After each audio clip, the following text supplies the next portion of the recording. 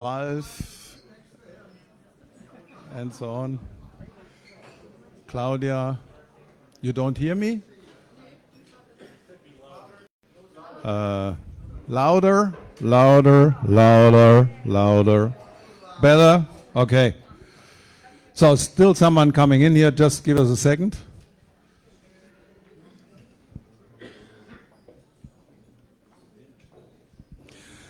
We put this together between American German Business Club and Karl in Steuben-Schurz-Gesellschaft. Tom, would you please join me as president of American German Business Club? I will. Hello. I should be in Munich. If you can tell. Yes, you just want to go to the party, I guess. So I'm Klaus Klipp. I chair Europa Union Frankfurt. We have a little office here in the building. Tom Leiser, and then we have Christian Ganz, Christoph Ganz, exactly, von Steuben-Schurz-Gesellschaft. You are relatively new as a president, as far as I remember, exactly. Yeah, okay. So we put that whole thing together. We don't want to give speeches here now. We just want to prepare you that we will have a discussion. Yeah, I know it's good that we don't speak. And then I suggest we have about maybe 1 hour. Moderated discussion, and after that feel free asking questions, okay? And then after a while we go into mingling, socializing, networking, something like that, all right? Claudia, if you want to join us. Claudia is our moderator. Claudia Böhnert. And maybe you take over now. Okay, happy to. Thank you very much. And wow, I'm so impressed by this diverse crowd here. This is really impressive. Welcome. So glad you're all here. And I heard the youngest must be around 16 here, and the oldest around 94. I mean, it can't be better than that. Welcome, welcome. And I was wondering, do I really have to speak English? Any Americans here? Any Americans? Ooh, okay, agreed. Seems there are some Americans here. Okay, perfect. Well, allow me a couple of words before we dig into the presentation. I will tell you what to expect this evening and how we want to proceed. When America votes, everybody is watching. You know that. Why? Because it's the effects of the election are so much bigger than just in America. It is an influence globally, it has an influence on Europe and of course on Germany. Geopolitically, economically, and of course the finance market. And we all know in the moment we have some difficult situations, the Ukrainian war, we have a conflict with Israel and Hamas, and we have increasing tensions between the US and China. All this is tied of course to the election and to the outcome. So we see the effect is enormous, but that's not it alone. Another aspect I like to mention quickly is we see that communication due to AI changed, like we can't go back. This is like majorly. You see and watch the election, what's going on right now. It is, it's just impressive. Look, when has it ever taken place that a sitting president really announced via X that he would retire? And not via the classic media. We have totally new media now. We have Musk communicating via X. We have Trump communicating via Truth Social. And we have influencers like, everybody knows her name, I'm not saying her name now. After the debate, she announced that she would vote for Kamala Harris. And she asked all the youngsters to really register for voting. And you wouldn't believe it. She has 272 million followers on Instagram, and 35,000 people registered right after the debate. So if anybody thinks artificial intelligence and social media doesn't have an effect on the election, I can only say this is really highly naive. It is. The life changed. But okay, let's back to the discussion and what to expect tonight. Quickly, I will introduce to you now the panelists, two very experienced panelists. I feel very glad to have them. Sorry, I forgot something because I was a bit nervous. We have a number of eminent guests here. I cannot call all of you, but there's Michael Gahler. who is a member of European Parliament, and he's rapporteur for Ukraine in the European Parliament since 2014. So, Michael, maybe you can just get up that people see you.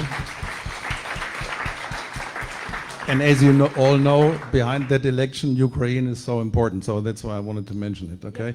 And behind him is Fred, who will take the time to make sure we stick, Fred Liebner from our organization, to make sure that we stick to the time. Thank you. Perfect.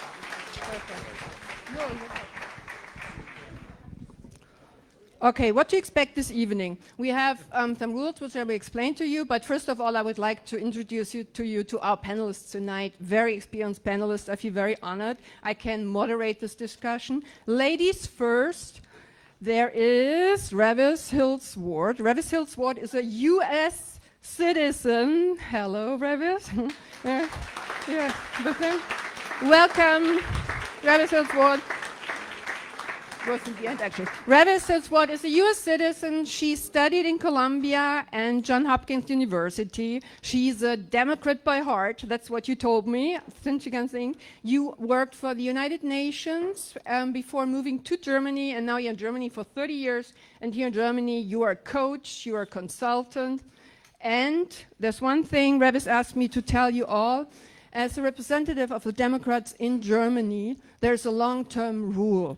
She cannot really talk about foreign policy in each and every respect. So please, when you pose questions later on, you may want to, consider this. Reavis, please have a seat. Thank you. Delighted to be here.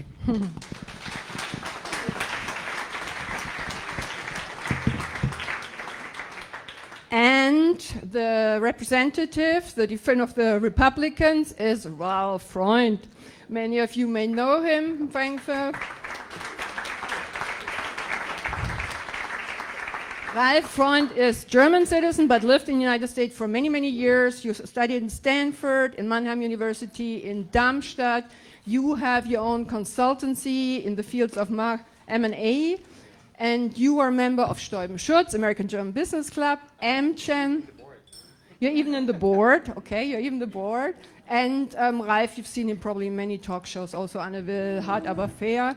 And there's also something with the Republicans. Ralph can talk about anything in terms of strategy of the Republicans, but please, in terms of personalities, he is a bit restricted as well. We cannot talk that openly about personalities. I guess... Right.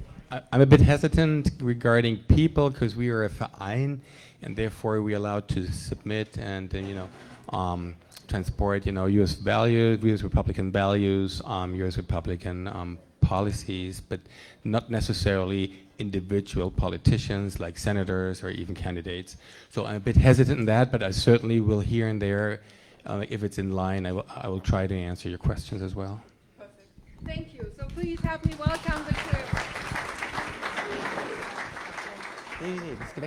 So before we dig into the questions, maybe briefly the debate, how we want to run it.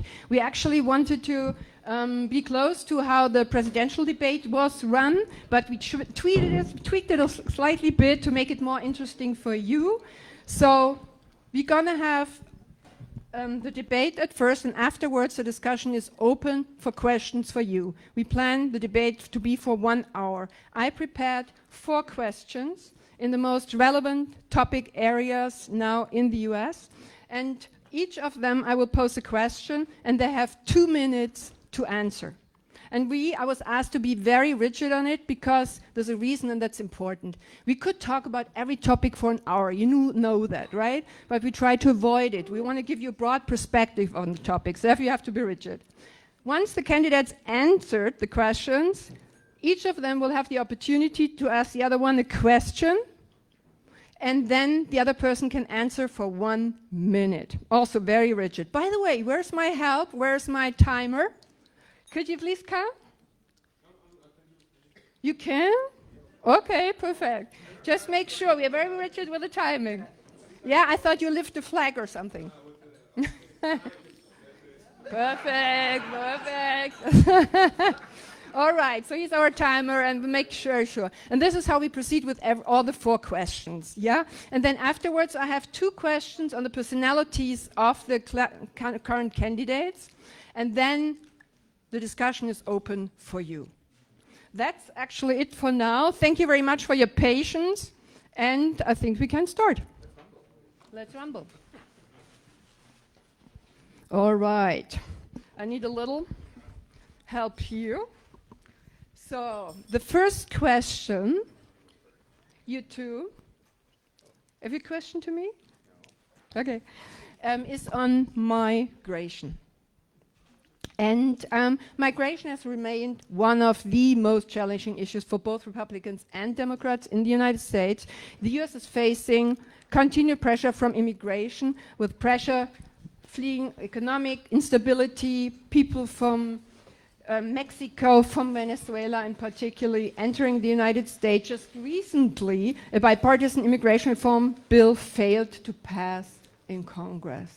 So, Ralph, you as a Republican, what are the key challenges the US is facing in terms of immigration, and how does your party propose to address them in the election? Well, the overall picture is that this is a problem for many, many years, for a couple of decades. Remember when I was there studying over there in the Reagan-Bush era, it was already a problem, and Congress didn't react. And it took a while, and then it became a big issue for many years, not just in this campaign, but also like in the election years and terms before. And what makes it so sad is that you had to carry the Democrats finally, that they understand that there's a problem. There was no awareness of a problem, all right? Now finally there is an awareness, because people are complaining throughout the country. And you have to be tough on illegal migration, and you have a system where you allow migration, but illegal immigration is a big problem. And I believe it's coming to an end now, finally, after many years, that it needs to get controlled, and we need not just legal control, we need also more security at the southern border. And this awareness, I'm happy that also the Democrats now have the awareness that there is an issue we have to talk about, and they were kind of softish. I think you got to be more strict. You've mentioned that the bill didn't pass. I think it's a little late after like 10, 20 years that the bill finally didn't get passed. Let's do it in the new Congress. Let's do it maybe even together. But I think just right now, before the election, that's not the right time to do it. Okay, you're done already. Reavis, what is your opinion from the Democrats? How do you see this issue, and how are you going to solve it? Let me just say I'm delighted that Ralph recognizes that the Democrats have made big efforts in this area and have done a lot to begin to resolve the issue.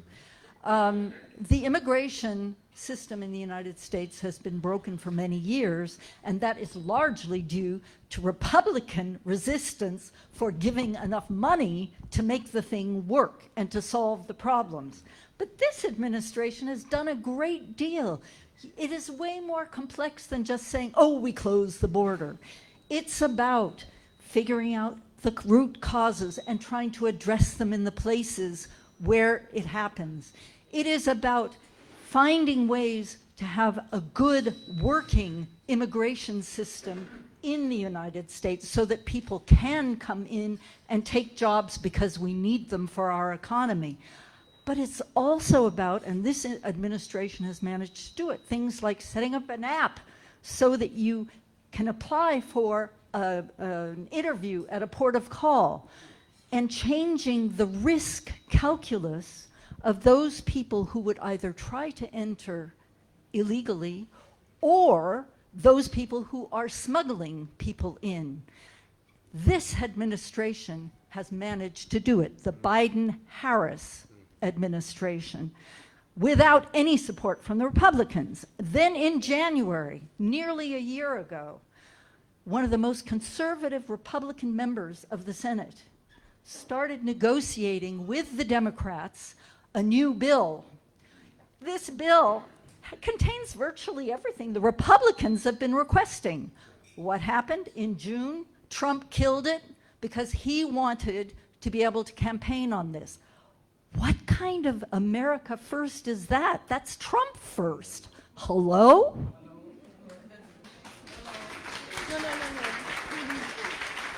Ralph, I know it's very intriguing to write answer way, but maybe it's your time now to ask a question to Reavis, and you can incorporate maybe your concerns, what you wanted to say in your question.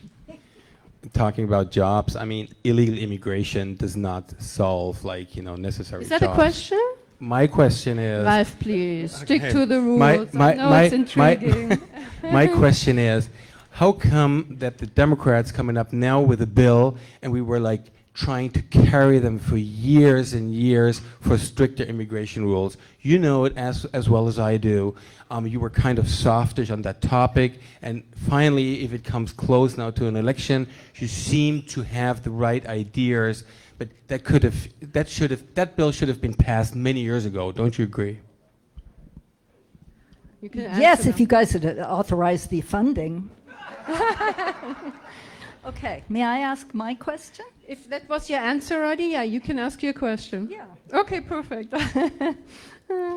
Ralph, what response do you have to the business and factory owner who, after the proposed mass deportation of millions and millions of immigrants in the United States, loses up to 2/3 of their workforce, and due to tight labor conditions in the United States can't hire American-born replacements, and therefore has to close his factory? What is your answer to that person? Pretty easy. First of all, illegal immigration is it's not the solution to a tough labor market. Okay, we want, as you mentioned it, we need legal ways to get people into the country. They have to queue up instead of sneaking through the border. I mean, this is not a solution. I mean, you have to separate between the necessity of like a tight labor market where you need qualified people and those who aren't qualified and would not get into the country. This is not mass immigration is not a solution to a tough labor market. Same thing in Europe. We have the discussion just yesterday. We've seen the elections in Brandenburg and we see what happened here in Germany. Same in the US. Let us do the things like legally, not illegally. Okay, thank you very much. That was the first question on migration. I'm sure you have a lot of questions on your side. Keep them in mind for later on when we open the discussion. And now we move on to the second question, which is women's rights. Women's rights, particularly regarding reproductive health care and workplace equality, have become major topics right now in the current election. After more than 50 years of legal abortion in the US, the Supreme Court recent decision overturned the long-standing Roe v. Wade ruling, leaving it to individual states to regulate abortion. As a result, we now see widely disparate approaches across the country, with some states imposing near-total bans and others maintaining more permissive laws. Reavis, from the democratic perspective, what steps should the next administration take to safeguard and advance women's rights in the US? Thank you, a very good question. I think first I have to say that we are now at the state that women are dying in the United States due to Roe v. Wade being thrown out by the Trump Supreme Court because they don't get health care from their hospitals, from their doctors that they need. Throwing it to the states is a catastrophe. So of course the first thing that we have to do is find a way to put Roe v. Wade in law. And as you all pretty well know, in all the states where it has been put on the ballot up till now, abortion rights, the right for reproductive health care not being taken over by the government, have been supported by voters in red or blue states. But that's not enough. I just want you to know that the Republicans have this Project 2025 you may have heard of. And the plan is not only to outlaw abortion everywhere, but to use the Comstock Act, which was passed in the beginning of the 20th century, to avoid interstate transport of anything having to do with abortion or contraception. So we are looking at the Republicans trying to outlaw even contraception. You know, the Republican Party when I was growing up in the United States, was a party of small government. Keep government out of my affairs. And now they want to go in and they want to tell us who we can love, what I can decide over my own body, what I can read, and so on and so forth. And I think this has nothing to do with the values that I recognized in Republicans when I was a kid. So we've got to go back to supporting individual rights in order to have an egalitarian society. Thank you.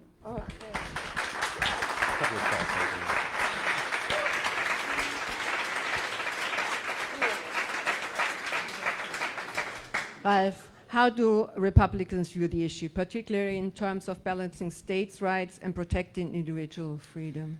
A couple of things, first of all.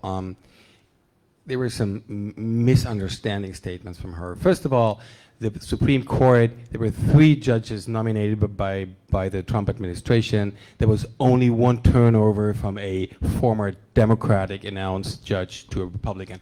One person flipped. That's not a overruling by the Republicans. Please. Second story. The Project 2025 is not, and this is important, is not a part of the U.S. Republican program. I want to emphasize this. This is a side program, and it's not what we support, also not here in Germany, second of all. Third, talking about abortion, that is absolutely my topic. We had Roe against Wade, and you could have abortion until the 22nd week. In Europe, we have the same story currently as we would have in the United States. We have like very strict laws in Poland, for instance. It goes all the way up 20 weeks in Netherlands, 21 in Portugal, even 22 in the UK. The German Ethical Committee, the Deutsche Ethikrat, tells us after the 12th week, in their understanding, it's a killing of life. And I support this. I think a 12-week period is like what is acceptable. Roe against Wade, 22 weeks is absolutely unacceptable in my understanding, and I'm surprised this is in your favor. Okay, and within Europe, we have like many countries with different periods, and it works absolutely well, and we do not have to go back 22 weeks for the whole country. Let the single states decide as we do in Europe, and we can live very well with it, in my understanding. Okay. I know Reavis is intriguing now to answer right away, but maybe you want to pose your question and incorporate your thoughts in your question. Ralph, please explain to me how you can reconcile this Republican self-image pro-life with a party with the refusal to extend the child tax credit, which brought almost half of the American children living in poverty out of poverty in 1 year before the Republicans killed it, or to support meaningful child care legislation, or all the efforts to get rid of the Affordable Care Act and throw people off insurance rolls, or the refusal to even consider sensible gun regulations such as background checks and red flag laws. How does that go together? What is pro-life about that? And then to add my thought, what is pro-life about refusing a woman who has a pregnancy complication that is only found out in the 22nd week an abortion? Well, you can have, if you have a medical indication, the 22nd week, that's fine. But like in general, 22 weeks, is that really what you're proposing? 22 weeks for everybody? Is that what you're proposing? That's his question to you. Yeah, absolutely. I mean, is this what you're proposing? Answer first to my question. Yes, yes. You get a couple of answers. We're talking about, all the gun laws. I'm not too pleased with it, but according to the U.S. Constitution and the amendment, That's a big topic, as you know. That's a big topic. You got to change, in my understanding. You have to change. I mean, you can have tougher gun laws, and you can have more background checks. So far, so good. But in general, to not guarantee the right for somebody who wants to purchase guns, I believe you need a change of the Constitution, which is under the current political situation almost impossible. I call it a bit naive, and that's a topic which every administration more or less tried to change in one or the other direction, and nothing ever happened, as you know as well. All right. Okay. And is it 22 weeks still your question to Reavis? Yeah. That's very easy to answer, Ralph. As a woman who has carried 2 pregnancies full term, I can tell you that nobody waits voluntarily until the 22nd week to get an abortion unless they have a medical condition. But right now, what is happening in places like Georgia is you have women who are dying at way less than 22 weeks because the doctors are afraid of the government going into our private health decisions and refusing care to women who need it. This is not okay. Okay, dynamic discussion. Keep your questions for later, please. Thank you. And we move on to the, well done, guys. We move on to the third question, and it is about economy. Bill Clinton once famously said, "Is the economy stupid?" And not a lot seems to have changed since then. According to the Economist Intelligence Unit, the most pressing issues in the moment in the United States are by far inflation and pricing. This is slide end, and with a big of, later on it's inflation, and it's also job security. Of course, for us in Europe and in Germany, it's slightly different. If we think about the US economy, we are more interested in what's going to happen. Will there be any tax and how do you say rates for got my English, excuse me. Thank you very much. Tariffs. And that's more interesting for us. So, Ralph, question to you. What does the Republicans intend to do, and how do they want to strengthen the economy by not alienating their partners abroad? Well, a couple of things. Domestically, we're talking about potentially rate cuts in the tariff and tax rates. That's one thing, going down corporate tax rate from 21, it's discussed being down to 18%. Then also the Republicans are supply-siders. What does that mean? Well, they want to widen the supply, also talking about energy. They will not oppose the Green Deal, which they, by the way, supported. I want to mention that. They want also like new energy and fossil energy. They want it both together, as we did in Germany as well.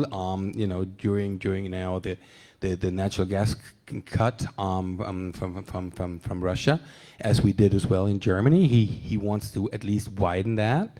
Then next point is he wants to be and the Republicans want to be tough on their partners, because comparing like the EU is exporting goods and services to the US. It depends how you calculate this, but you pay about 3.5%. The tariff is 3.5%. The US pays within Europe between 5 and 6%. So we're talking about 60-80% more.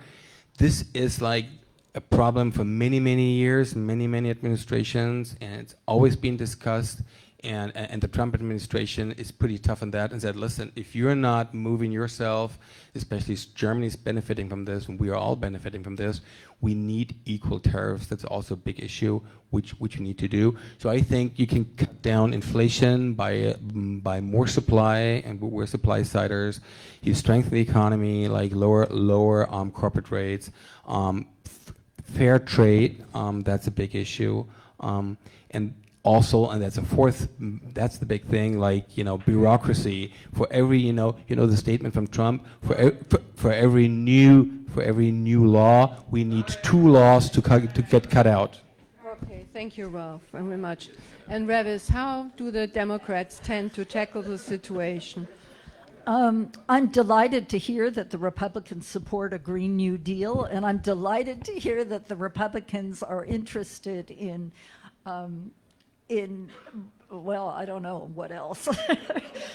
But what I can say is that, you know, Trump's idea of 20% tariffs across the board, which is quite a 19th century concept, and his also, together with his idea of deporting millions of migrants, whether legal or illegal, doesn't really matter, and weakening the US dollar and the Fed are all considered by serious economists to be a recipe for hyperinflation and huge debt, let alone tax reduction, supply side. Just ask Kansas how well supply side has worked for them. I can tell you in the break. The Democrats, on the other hand, have already done a great deal. The Fed has confirmed last week that we have inflation under control. It's down to just above 2%, as witnessed by the Fed's reduction of the interest rate by 5 points, which is massive. But also, I just want to talk a little bit about something like unemployment. In Nevada, at the last year of the Trump administration, 2020, they had a 30% unemployment rate. That's down to 5.7%. With all of the different acts, the American Rescue Act, the Inflation Reduction Act, the CHIPS and Science, the Biden-Harris administration has brought a lot of jobs back, manufacturing jobs that were lost during the Trump administration, back to the United States. And as I said, inflation is cooling off, and I just want to warn my friend Ralph, the last president who presided over significantly dropping consumer prices was a fellow named Herbert Hoover. You may want to find out how that went. Okay, thank you, thank you. Ralph, I'm sure you have a strong question now to Reavis, right? Strong question. As it is, okay, I have to. I would rather go for a statement, but I'm like urged Can you to make a incorporate the question. statement in your question? Absolutely, I'll do so. Now, the biggest black box is the, like what is the economical outlook under a Harris administration? We don't know where she's tending to. I don't see the competence. Now, my question is in here. What is she? Is she more supply sider? Is she more somebody who goes for social programs? And you mentioned a couple of healthcare issues where, where the Social Security system has to carry a lot of costs. What is really the economic agenda in 2 words? To be honest, I'm an economist. I have not understood. I've read it carefully. I'm not saying everything is wrong. I'm just, in my understanding, I don't see there a consistent line. Could you please open my eyes? Thank you.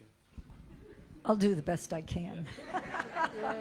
With your question, But thank you, I have to Reavis. ask my question. Yes, But I can first answer his. you can incorporate the answer maybe. I know it's always intriguing to answer. Okay, Reavis, go ahead. Okay. Can we be flexible, but not more time. You I asked my me to do question that, yeah. Because, basically, if you go to the site of Kamala Harris for president, there are pages of economic plans, and they range from things like reinstating the child tax credit, okay, that's social, to supporting small businesses, to working on the housing sector so that you can reduce regulation and create more housing and support first-time housing owners, and so on and so forth. Supply side tax, don't get me started, I'll go over the time. But Ralph, my question to you is, what are the 2 most important economic plans for a new Trump administration for strengthening the economy at large and supporting struggling Americans? Okay, I think the best support for struggling Americans are jobs, jobs, jobs, and not subsidies. In my understanding, you have to strengthen the economy with their own forces and not from any administration, as you should know. A potential Republican administration would rather go tough on unfair trade, where, like, you know, goods and services are getting subsidized by most of them, like from China, but also sometimes from European nations, and that we have to talk about subsidies, and we really have to talk about fair trade. That's a big issue, and I don't see the Democrats. They have single points, as you mentioned, startups and people here and there. I don't see the big picture, and that is, I mean, that is really a lack of the Harris campaign. We don't know what we get. I'm not saying everything is wrong. I'm just, there is no agenda. I don't see a consistent economical plan. All right. Okay, thank you very much. I know we could continue for another hour. Please, again, keep your questions, and we move on to the last question, which is on foreign policy, which many of you may interest the most. I mean, we're living in tough times in the moment. We have like I mentioned earlier already, the war in the Ukraine. We have further tensions with Israel and Hamas. We have an increasing tensions also between America and China. NATO alliances and relationship with key partners are being tested, while the role of the US as a global leader is increasingly debated. As the US redefines its position on the world stage, the next administration will face significant choices about how to navigate these complex challenges. Ralph, from the Republican perspective, what should the US role be in addressing these global crises, and how would your party ensure national security while maintaining global leadership? All right, I'm supposed to answer this within the next 120 seconds. Oh my goodness. I give you 2 minutes. All right, let's draw the big picture. Talking about NATO budget, just want to give you an understanding. No matter, it depends how you count this and calculate this, but out of the NATO budget, the US is about contributing between 60 and 70%, and we have 32 countries, and the rest 31 countries are contributing, each of them, average speaking, of course, 1%. Latvia less, of course, than Germany. But this is the whole problem. So the contribution to international, defense and security is being paid by the US. And I understand perfectly that this, if people are not like standing to their, promises, and if they don't fulfill their contributions, we have a problem. The US will be a partner to Ukraine if the Europeans really do fulfill their part as well. The US will also be tough on China, but they cannot do everything by themselves, and this is a big issue. And supporting also Israel. I mean, Trump said, "Let Israel do the job." I mean, we have in Near East a huge problem currently, and we all for freedom. We all want to stop the war. It's just the same thing in Ukraine. Maybe it needs a big player more than currently the U.S. is playing. Not just supporting Ukraine with weapons, but maybe also sitting together with the war parties on one table. Same story about the Near East. It's all a matter of who is supporting also the U.S. and not just U.S. is supporting NATO and the whole system. This is my understanding of the responsibility of the United States towards the world's, let's say, security. Okay, thank you very much, Ralph. Reavis, how would the Democrats approach the same challenge? I think something that I can say without commenting on foreign affairs is that the Biden-Harris administration has spent a great deal of effort re-linking with our allies and our partners after all the damage caused by the Trump administration. And the US coordinates and cooperates with our partners to figure out the best way forward. And we do it in a mutual and with a good mutual understanding. And I personally find it a bit frightening to think about a Donald Trump coming back into office and just throwing all the good work of the last 3.5 years out the window. Do I get a credit on time for my question? Your question too. Oh, I get to do my question. No, you get a question now. All right, there's no time limit on questions. All right, I don't know. I'm only allowed to go for one question, correct? Right. Would like to have a couple of them. After the debate. Yeah, later on at the bar. I not objecting the current the international approach or the politics of the current administration. I just believe they could have done a little better job. They could have positioned them a bit more in the Ukraine. In my understanding, they're a bit hesitant currently with certain weapons. They're a bit hesitant in the Near East. So basically, my question is, I don't want to get in trouble with you. My question is, why is the current administration a bit hesitant? Either you want to support Ukraine, then do it more. I know you're the greatest supporter, but still, you could do more regarding certain weapons. And same story in the Near East.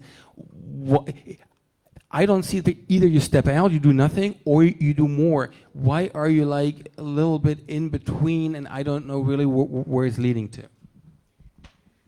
Quite honestly, Ralph, what I can say about that is there's so much going on in the background that neither you nor I know anything about, that I don't really feel I can comment on it in this audience. Makes sense. I apologize for Yeah, that. you mentioned it earlier, right? You can't. Yeah. But I do have a question. Good. Perfect. Ralph, given Trump's open admiration for dictators and his disdain for our partners, how do you see NATO and our Pacific partnerships developing under a new Trump administration? America first doesn't imply America alone. America cannot, as I've mentioned before, cannot be responsible for the whole globe. And I believe Trump is, more or less urging the partners to make their contributions. And if they do so, I think we get aligned with our partners. I don't see NATO getting damaged in Europe under a Trump administration.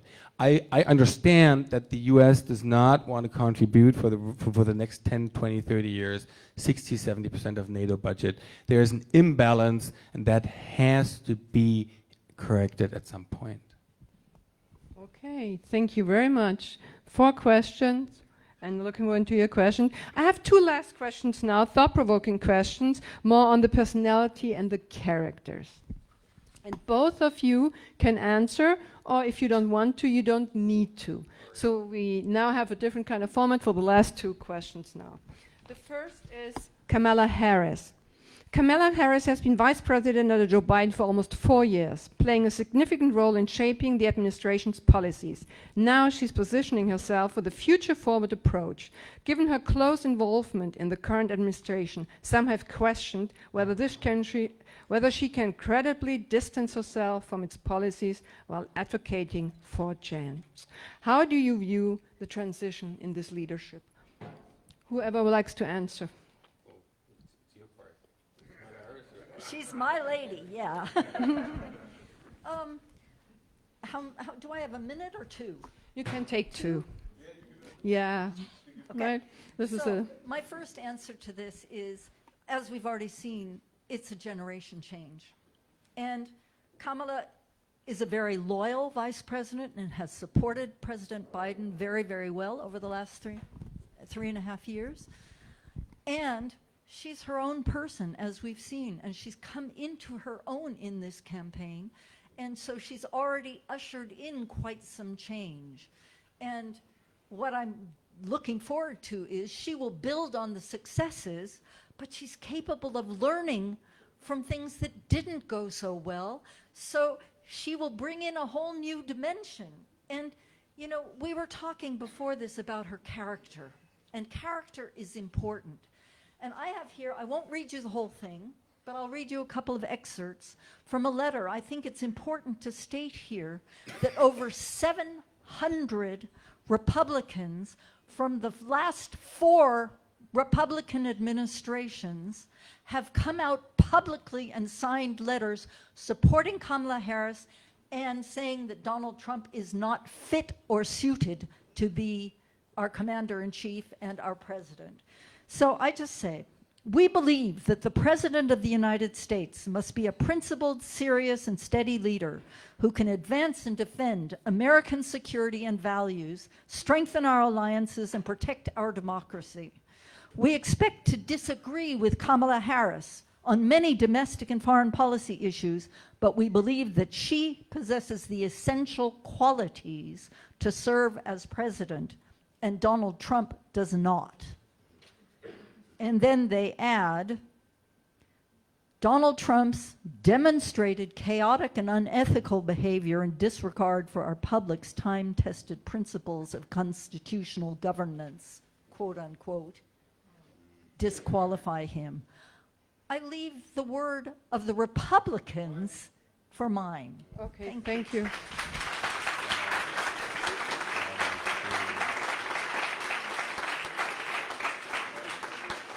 Your turn, 2 minutes, Ralph.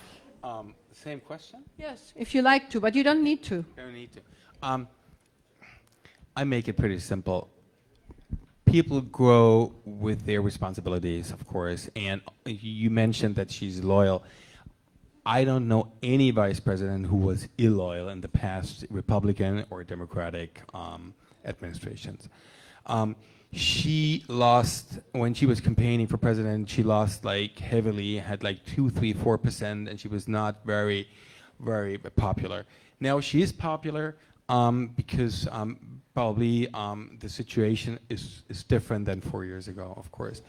But I don't see Kamala Harris, can always happen, but I don't see her currently in a circle with leaders in the Western world at this time of the day.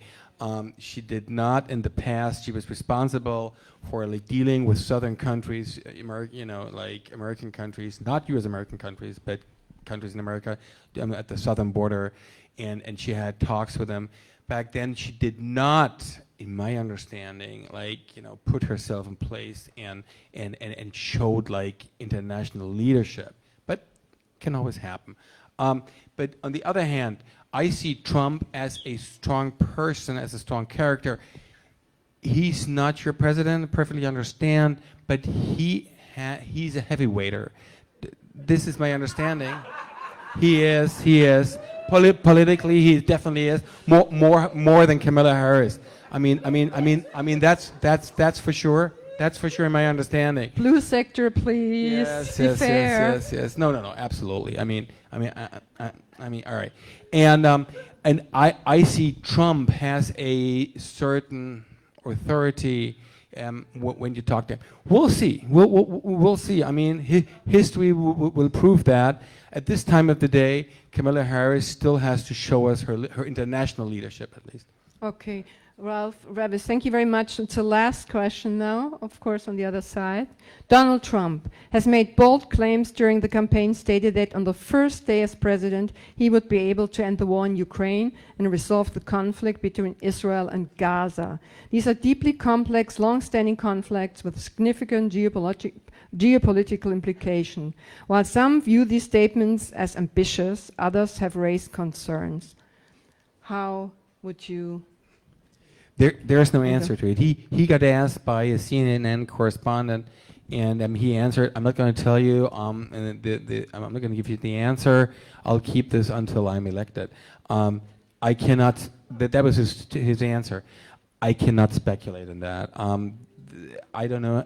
I think he put the not the diplomatic way, but also the military importance of the United States. He would throw into the game and tell the war parties in the Near East and probably in the Ukraine that the U.S. could possibly, step into the war, and that it will lead to a certain agreement. I wouldn't even call it freedom, but call it to an agreement. I think that's his way of basically ending the war. I mean, Trump was pretty successful in not stepping into wars in his administration. Was pretty successful, like, to end wars in his administration. So this is like a track record which Kamala Harris does not have, obviously, because she was not like in power in the current administration in order to stop any wars. So at least he has a proven track record regarding this issue. Okay. Reavis, you would want to answer? Absolutely. Because I'm afraid, Ralph, we have a little bit of a confusion here, confusing bluster for strength. Strength comes through sovereignty. Strength comes through being able to deal with people. And I refer you to the debate, the recent debate between Kamala Harris and Donald Trump, and I ask you, who was more sovereign? Kamala Harris, for the last 3.5 years, has been dealing with international leaders. She has been negotiating with people. She's done a whole lot of work, lots behind the scenes that we don't see, but that we hear about when it's successful. And my point is, this is a woman who brings credibility, strength to her work. And I mean, I'm sorry, we are talking here about voting for a prosecutor as opposed to voting for a felon. I rest my case.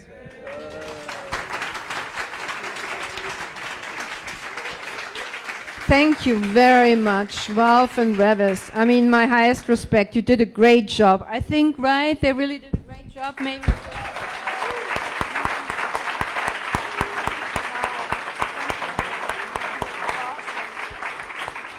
Thank you so much. Now we open up the discussion to the broader area. Whoever, is anybody there, Tom or something, who can help with the micros?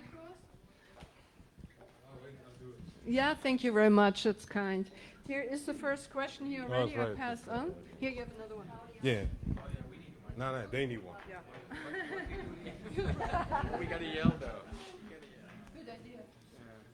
As far as I know, my friend Ralph is not an American citizen. That's correct. Right. So my question is, why does the Republican Party have a German as its spokesman in Germany? Well. To be honest, it was a bit. It's nice. I don't know how much time we have. I make it quick. I got asked back then because I'm also Steuerberater. Why don't you do administrational work? And that was like 14 years ago, 13 years ago. I'm like, okay, yeah, I'll do the admin job, but okay, Tom Leiser back then. I do not have any, let's say, political ambition. Okay, let's put it this way. All right, Tom. No problem. You just do like back office work. It's like fine. And then all of a sudden, we had some media attention, and German media approached us, and because I was more fluent, of course, in German than he is, even though he lives for a very, very long time in Germany, I got asked, and I was so nervous. And then I grew with my responsibility, and then made it like through the media, and then it was let's say, a career which wasn't planned at all, and that's how come I grew into my role. I think that's the answer to it. Yeah, it was right there. Hi, Amy Curley, Frankfurt Rhein-Main GmbH. I'm responsible for investment attraction of American companies to the Frankfurt Rhein-Main region. And I'm an American voter, but an absentee voter in California, so my vote actually effectively won't matter either way. But my question to you would be, what policies do you foresee each of your candidates implementing that would directly positively impact the German economy, the transatlantic relationship, and the tax-paying citizens of the Frankfurt Rhein-Main region? Beauty before age. Okay. Well, for one, I can say some of the things that won't be implemented, and that's like 20% across-the-board tariffs. But also, Kamala Harris has already said that she is going to support new businesses and support also supply chains. And one of the most important thing is the world is so interconnected. You know, you're here to support American and German companies working together, and this is the kind of thing that she is working to support and to, bring along. And she is looking at the entirety of the U.S. economy and trying to also, I mean, like the Inflation Reduction Act and the CHIPS and Science Act do not exclude German investors in the United States, for example, from working to make these productions. So everything that they are doing on these different policy levels is actually leading to an improved economic exchange. That's about what I can say.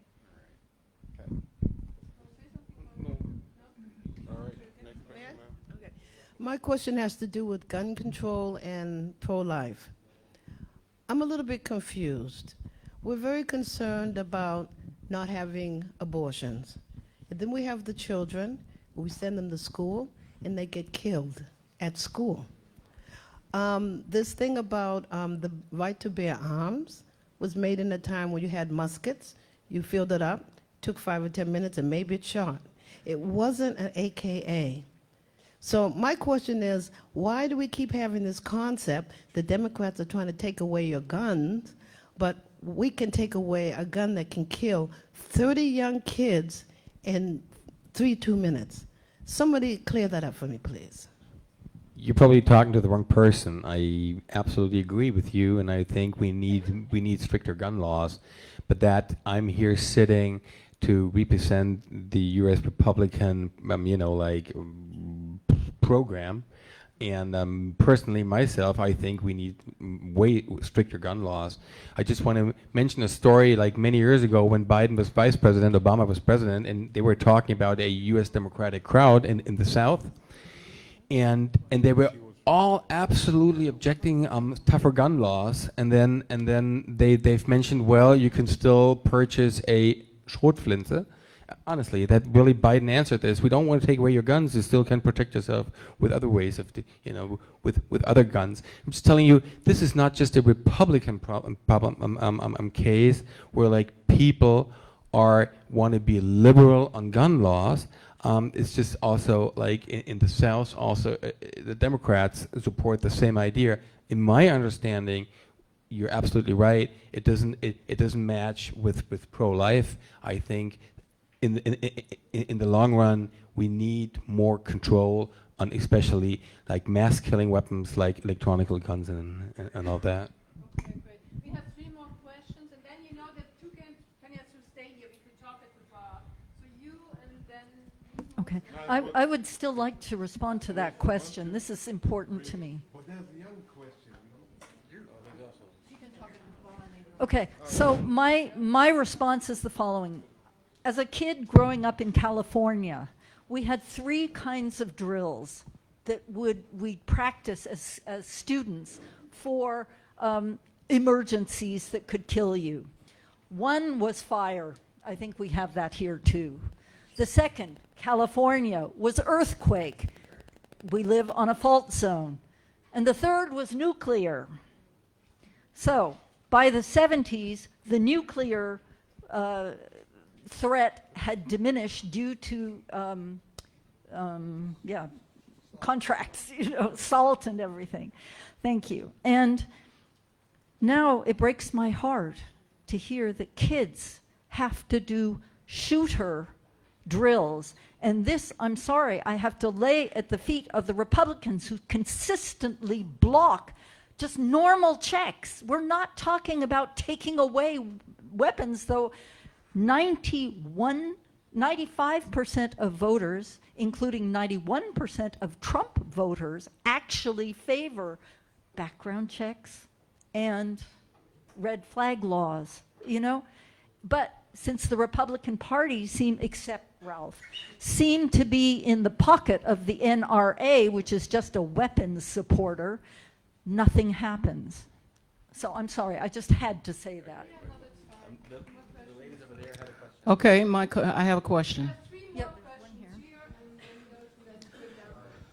I would like to know, as an American, as an American, this question is directed to the Republicans that are in here and in hiding. Let me stand up so you can see me. I'm wondering. Don't worry, Ralph. I'm looking for my friend Tom Leiser. My question is, as an American who's lived in Europe many, many years since the 80s, and the people in my neighborhood, they know me, a lot of Germans, and they call me Miss Obama. Okay. Now, why do they call me that? Because during the Barack, during that time, I had Obama stickers on my car. Okay, so this is how they refer to me. Even today, when I was down on the Goethestrasse, I went to an orthopedic doctor, and I was questioned. Always, he wants to debate about Americans and Donald Trump. My question is this: when you mention scruples and all of that, he has none. Let's be realistic. He doesn't have any. Any person that run for president of the United States, as long as I've been in the United States, this is the first time in my life I've been embarrassed to be an American citizen when I'm approached every day when they're asking me, how can the other Republicans, how can the other Americans dare vote for a man who has no scruples and talking about they stealing, they eating the chickens. Okay, they're eating the chickens, they're eating the dogs, they're eating the chickens, and they doing all of that. So, and not only that, we're talking about Tom Leiser. I know you're hiding back there. I asked you years ago, how can you dare vote for someone who the same person was talking about grabbing a woman by the same cats and dogs that he was talking about people eating? Scruples, he has none. That's what I wanted to say.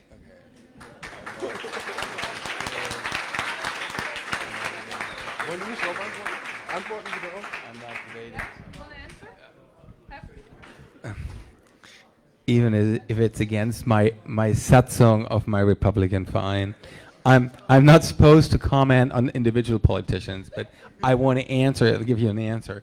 I just had at NTV, I'm just giving an interview last week, and I said I want less menu cards for immigrants and rather more content in politics. So basically, that is supportive to your thoughts, and it's not. Well, it's supportive. So yeah. So basically, I understand that you're upset, and I'm probably, believe me, I think it's awkward what he was telling us. All right. Tom, do you want to say anything? No, he doesn't want to say anything.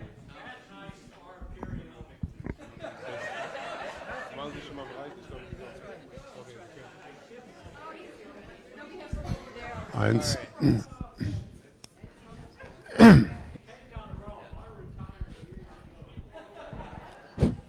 Here we have some questions for the young people.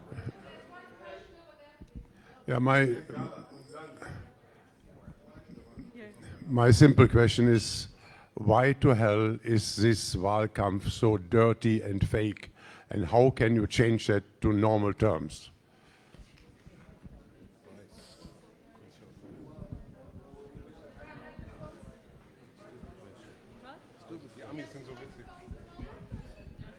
Klaus, bring it back. Can you bring the mic back, please? Thank you, sir. Why are you leaving with the mic? Make no sense. Well, I can give you a non-political answer.